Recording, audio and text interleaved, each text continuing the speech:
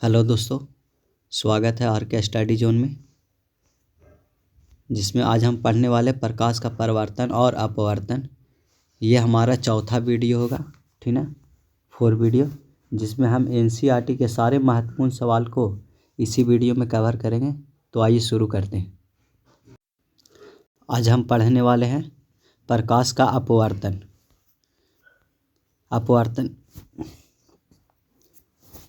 इसमें पहले थोड़ा सा देख लेते हैं अपेक्षिक अपवर्तनांक। अपेक्षिक अपवर्तनांक समझिए, ये चीज़ बता दिए थे, दो माध्यम के निरपेक्ष अपवर्तनांक को ही क्या कहते हैं, अपेक्षिक अपवर्तनांक कहते हैं। आज पढ़ने वाले हैं प्रकाश के अपवर्तन के नियम। अपवर्तन के नियम समझिएगा क्या होता है, ठीक है। जैसे कोई सतह है, सतह इस पे लाइट पड़ा तो इसको क्या कहेंगे, आपतित किरण। और पड़ने के बाद जिस बिंदु पे पड़ता है उस बिंदु से खींचा गया लंब को अभिलंब कहते हैं। और जिस बिंदु पे पड़ा उस बिंदु से, ठीक है, टकराने के बाद उसी माध्यम में चल जाता है तो इस किरण को अपवर्तित किरण कहते हैं। काची, इसको बोलेंगे अपवर्तित किरण। तो इधर समझिएगा, इस सतह है, सतह पे लाइट पड़ा तो उसे क्या कहेंगे, आपतित किरण। आपतित किरण जिस बिंदु पे पड़ता है उस बिंदु को आपतन बिंदु कहते हैं। आपतन बिंदु से खींचा गया लंब को अभिलंब कहते हैं। और जिस बिंदु पे पड़ता है उसी बिंदु से क्या होता है, ठीक है, उसी माध्यम में चला जाता है तो उस किरण को अपवर्तित किरण कहते हैं। तो ये हो गया आपतित किरण और ये हो गया अभिलंब। और जिस बिंदु से वापस उसी माध्यम में चल गया तो उस किरण को अपवर्तित किरण कहते हैं। तीनों एक ही माध्यम में होता है, यानी बोल सकते हैं कि आपतित किरण, अवआपतन बिंदु पर अभिलंब और अपवर्तित किरण तीनों का होता है एक ही तल में होता है। समझिए, ये आपतित किरण हो गया, इस बिंदु पे पड़ा और इस बिंदु से खींचा गया लंब अभिलंब हो गया। और ये अपवर्तित किरण हो गया, आपतित किरण, अपवर्तित किरण और ये हो गया अभिलंब, तीनों का एक ही तल में होता है। और दूसरा नियम होता है कि जो आपतन कोण का मान होगा वो अपवर्तन कोण के मान के, ठीक है, एक नियतांक होगा, ठीक है।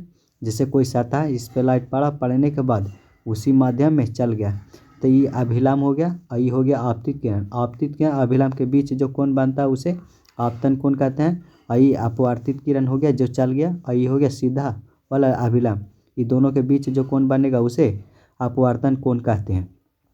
तो इसको आर से डिनोट करते हैं। तो ये आपतित किरण और ये आपतन कोण और ये अपवर्तन कोण दोनों के बीच में जो होता है, ठीक है, ये कांस्टेंट वैल्यू के बराबर होता है। बोल सकते हैं कि आपतन कोण का जो मान होगा ना अपवर्तन कोण के संगत का होगा, एक नियतांक होगा। इसको अस्नेल का नियम कहते हैं, यानी अपवर्तन के दूसरा नियम को क्या कहते हैं, अस्नेल का नियम कहते हैं। या फिर ऐसे भी याद रख सकते हैं, किन्हीं दो माध्यम और प्रकाश के किसी विशेष वर्ण के लिए जो आपतन कोण होता है उसके अनुपात का एक नियतांक होता है, जिसे अस्नेल का नियम कहता है। अपवर्तन के दूसरा नियम को ही अस्नेल का नियम कहते हैं। अब कहते हैं कि प्रकाश के अपवर्तन के दैनिक जीवन में उपयोग।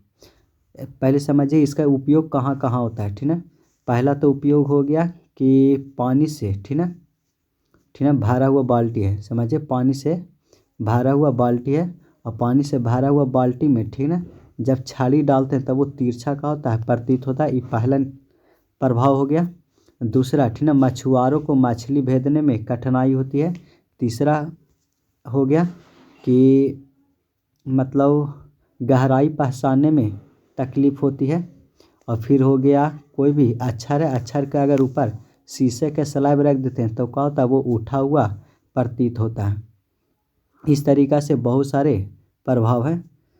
तो पहला समझिए, इसमें एक होता है विरल माध्यम और दूसरा होता है सघन माध्यम। विरल माध्यम किसको कहेंगे, जिसमें हवा की चाल अधिक हो उसे विरल माध्यम कहते हैं। मतलब वैसा माध्यम जिसमें प्रकाश की चाल अधिक हो उसे विरल माध्यम कहते हैं। एक होता है सघन माध्यम। सघन माध्यम किसको कहेंगे, वैसा माध्यम जिसमें प्रकाश की चाल कम हो उसे सघन माध्यम कहते हैं। तो कहता है कि जब प्रकाश की किरण विरल माध्यम से अगर सघन माध्यम में जाती है तो वो अभिलंब की ओर मुड़ जाता है। ये पहला पॉइंट हो गया जो काफ़ी महत्वपूर्ण है ऑब्जेक्टिव के लिए। और दूसरा कहता है कि जब सघन माध्यम से अगर विरल में जाती है तो वह अभिलंब से दूर भागती है, ये दूसरा पॉइंट हो गया। तीसरा कहता है जब प्रकाश की किरण दो अलग अलग माध्यम पे पड़ती है, अगर लंबवत पड़ेगी तो वो क्या होता है, सीधे बिना मुड़े का होगा, वो सीधे निकल जाता है। जैसे कोई सतह है इस तरीक़ा से और इस पर लाइट पड़ने के बाद क्या होगा, ठीक ना, बिना मुड़ले का होगा वापस सीधे निकल जाएगा, ठीक है। ये तीसरा नियम हो गया। एक होता है प्रिज्म। प्रिज्म किसको कहेंगे, मतलब 3 सतहों से घिरा हुआ बंद आकृति को ही क्या कहते हैं, प्रिज्म कहते हैं। ये 3 सतह हो गया और 3 सतहों से घिरा हुआ बंद आकृति हो गया, जिसे प्रिज्म कहते हैं। या फिर ऐसे भी बोल सकते हैं किसी कोण पर झुका हुआ, किसी कोण पर झुका हुआ 2 समतल पृष्ठ, कचबाऊ 2 समतल पृष्ठ को ही क्या कहते हैं, प्रिज्म कहते हैं। मतलब सिंपल सा भाषा में याद रखें कि 3 सतहों से घिरे हुए पारदर्शी पदार्थ को क्या कहते हैं, प्रिज्म कहते हैं। या फिर ऐसे भी याद रख सकते हैं कि किसी कोण पर झुका 2 समतल पृष्ठ के बीच किसी पारदर्शक माध्यम को क्या कहते हैं, प्रिज्म कहते हैं। कहता है प्रकाश का आवागमन प्रिज्म के किन्हीं 2 फलक से होता है।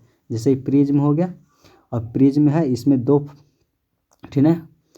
कहता है प्रिज्म प्रकाश का जो आवागमन है ये 2 फलक से होता है। एक फलक ये हो गया, ये दूसरा फलक ये हो गया। इसी 2 फलक से क्या होता है, लाइट आर पार होता है, ठीक है, जिसे अपवर्तक पृष्ठ कहते हैं। ये जो परत है ना, ये फलक, इसी को बोलते हैं अपवर्तक पृष्ठ। कहता है कि प्रकाश का आवागमन जिन 2 फलक से होता है उस प्रिज्म का अपवर्तक पृष्ठ कहते हैं। जैसे इस सतह हो गया और इस सतह से जो लाइट गुजारता है इसी सतह को ही क्या कहते हैं, अपवर्तक पृष्ठ कहते हैं। कहता है कि अपवर्तक पृष्ठों के बीच जो कोण बनता है वो अपवर्तन कोण या प्रिज्म कोण कहलाता है। जैसे इस अपवर्तक सतह हो गया और इसके बीच में ये जो दोनों कोण बन रहा है इसी को कोण को क्या कहते हैं, अपवर्तक कोण या प्रिज्म कोण कहते हैं। कहता है आपतित किरण और निर्गत किरण के बीच जो कोण बनता है उसे विचलन कोण कहते हैं। एक होता है अपवर्तक कोण, अधिक होने पर विचलन कोण भी अधिक होता है। याद रखें जितना ज़्यादा अपवर्तक कोण अधिक होगा उतना ही विचलन कोण अधिक होगा। एक होता है लेंस। लेंस किसको कहेंगे, पारदर्शक पदार्थ का टुकड़ा जो 2 निश्चित ज्यामिति से घिरा उसे क्या कहते हैं, लेंस कहते हैं। या ऐसे भी याद रख सकते हैं पारदर्शी पदार्थ का कोई एक टुकड़ा क्या कहलाता है, लेंस कहलाता है। या फिर ऐसे भी याद रख सकते हैं कि पारदर्शक पदार्थ का वह टुकड़ा जो 2 निश्चित ज्यामिति से घिरा हुआ हो उसी को क्या कहते हैं, लेंस कहते हैं। लेंस 2 प्रकार के होता है, एक उत्तल लेंस और दूसरा अवतल लेंस है। उत्तल लेंस किसको कहेंगे, ठीक है, जो किनारे के अपेक्षा बीच वाला भाग का हो मोटा हो। देखो बीच में कहा है पतला है और बीच में कहा है मोटा है और किनारे में कहा है पतला है। तो जिसमें बीच का भाग मोटा हो उसे क्या कहेंगे, उत्तल लेंस। और जिसमें बीच का भाग पतला हो, बीच का भाग ही कहा है पतला है, तो उसे क्या कहेंगे, अवतल लेंस। तो कहता है कि उत्तल लेंस के किनारे की अपेक्षा बीच का भाग क्या होता है, मोटा होता है। उत्तल लेंस में क्या होता है, किनारे की अपेक्षा बीच का भाग मोटा होता है, उसे उत्तल लेंस कहते हैं। और जो मध्य की अपेक्षा किनारे का भाग मोटा हो या किनारे के भाग में मोटा हो उसे क्या कहेंगे, अवतल लेंस कहते हैं। मतलब जिसमें किनारे में का हो मोटा हो बीच में पतला हो तो उसे क्या कहेंगे, अवतल। और जिसमें बीच में मोटा हो और किनारे में पतला हो उसे क्या कहेंगे, उत्तल लेंस। सिंपल सा भाषा में याद रखिए, ठीक है। जिसका किनारे के भाग का हो पतला और बीच का भाग का हो मोटा उसे क्या कहेंगे, उत्तल लेंस। और जिसमें किनारे वाला भाग मोटा हो और बीच वाला भाग पतला हो, किनारे वाला भाग का हो मोटा हो और बीच वाला भाग पतला हो उसे क्या कहेंगे, अवतल लेंस। आप कहता है लेंस को घेरने वाली गोलीय सतह के केंद्र को लेंस का वक्रता केंद्र कहते हैं। जैसे समझिएगा ये जैसे लेंस है, ये जैसे लेंस है और ये लेंस हो गया, तो ये गोलीय सतह का जो केंद्र होता है, ठीक है, गोलीय सतह को घेरने वाला ये जो केंद्र होता है उसी को क्या कहते हैं, मतलब वक्रता केंद्र कहते हैं। जैसे समझिएगा ये एगो लेंस हो गया अवतल लेंस, और इसको गोलीय लेंस बना दिए, ठीक है, गोल। और इसका जो केंद्र होता है इसी को क्या कहते हैं, गोलीय केंद्र कहते हैं। इसमें 2 गो क्या होता है, वक्रता केंद्र होता है, C1 और C2, और 2 गो फोकस होता है, F1 और F2, 2 गो फोकस होता है। तो बोले कि लेंस में कितने फोकस होते हैं, 2 फोकस, और वक्रता केंद्र कितने होते हैं, 2 वक्रता केंद्र होते हैं। तो याद रखिए लेंस को घेरने वाली गोलीय सतह के केंद्र को ही क्या कहते हैं, लेंस का वक्रता केंद्र कहते हैं। कहता है उत्तल लेंस विभिन्न प्रकार के होते हैं। उत्तल लेंस जो होता है विभिन्न प्रकार के होते हैं। पहला होता है उभयोतल, उभ के मतलब डबल, और उत्तल के मतलब उत्तल, जिसमें दोनों तल उत्तल हो उसे क्या कहेंगे उभयोतल। और समतलोत्तल मतलब समतल और उत्तल, जिसमें एक तल समतल और दूसरा तल उत्तल हो उसे क्या कहेंगे समतलोत्तल लेंस कहते हैं। एक होता है अवतलोत्तल, अवतल के मतलब अवतल और उत्तल के मतलब उत्तल, जिसमें एक तल का हो उत्तल और दूसरा तल अवतल हो उसे क्या कहेंगे अवतलोत्तल कहते हैं। एक होता है अवतल लेंस, भी विभिन्न प्रकार के होता है। अवतल लेंस कितने प्रकार के, 3 प्रकार के। पहला उभयावतल, दूसरा समतलावतल और तीसरा उत्तलावतल। उभय के मतलब दो और अवतल के मतलब अवतल, जिसमें दोनों तल का हो अवतल हो उसे क्या कहेंगे उभयावतल लेंस कहते हैं। और जिसमें एक तल समतल और दूसरा तल अवतल हो उसे क्या कहेंगे समतलावतल, जिसमें एक तल समतल और दूसरा तल अवतल हो उसे क्या कहेंगे समतलावतल। एक होता है उत्तलावतल, उत्तल के मतलब उत्तल और अवतल के मतलब अवतल, जिसमें एक तल उत्तल और दूसरा तल अवतल हो उसे क्या कहेंगे उत्तलावतल लेंस कहते हैं। ये वक्रता केंद्र इसे बता दिए हैं।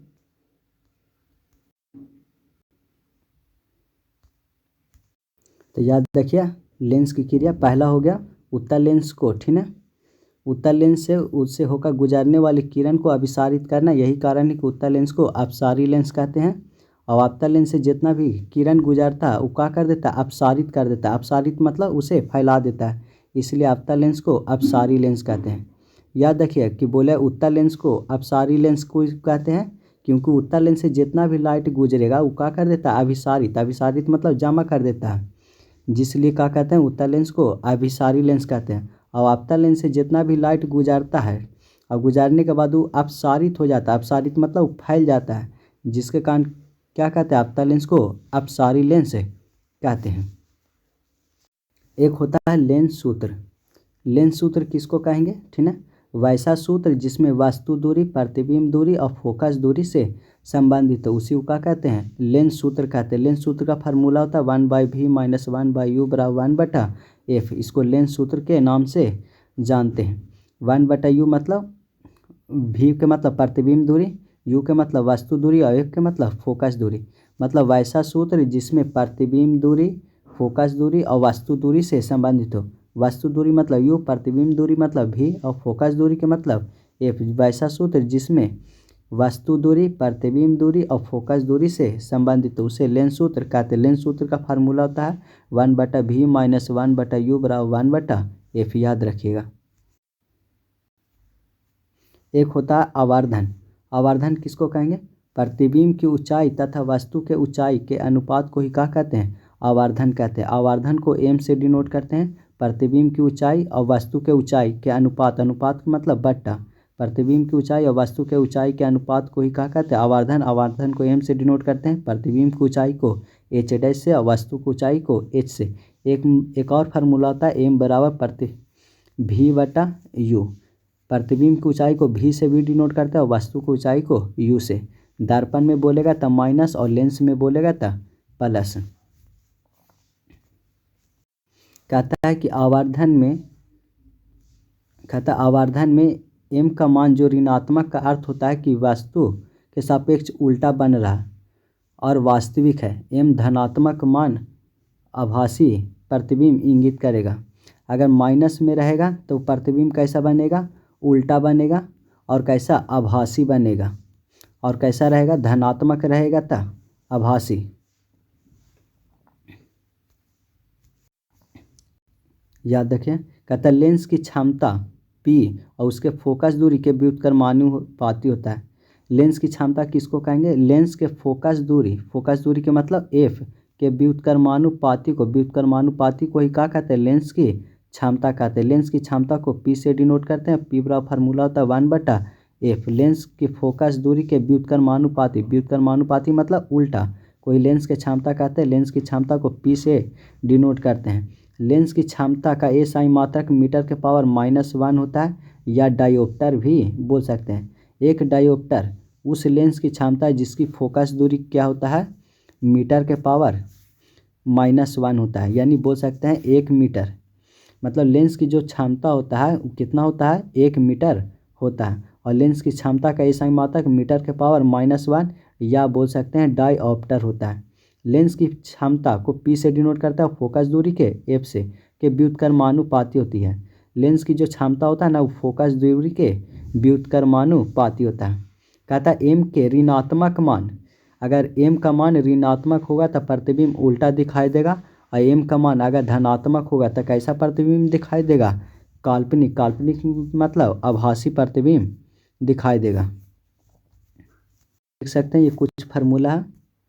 कहता है एन बराबर साइन आई बटा साइन आर, ये एक फार्मूला होता है अपवर्तनांक बराबर। अपवर्तनांक का फार्मूला होता है साइन आई बटा साइन आर, जिसको अपवर्तनांक साइन आई के मतलब होता है, आई के मतलब अपवर्तन आपतन कोण, और आर के मतलब अपवर्तन कोण। एक होता है लेंस सूत्र। लेंस सूत्र अभी बताएं, वैसा सूत्र जिसमें वस्तु दूरी, प्रतिबिंब दूरी और फोकस दूरी से संबंधित हो उसे लेंस सूत्र कहते हैं। लेंस सूत्र का फार्मूला होता है 1/v माइनस 1/u बराबर 1/f, और अपवर्तनांक का फार्मूला होता है साइन आई बटा साइन आर। साइन आई के मतलब, आई के मतलब होता है आपतन कोण, आर के मतलब अपवर्तन कोण। एक और फार्मूला होता है अपवर्तनांक बराबर आवर्धन बराबर एम बराबर होता है v बटा यू।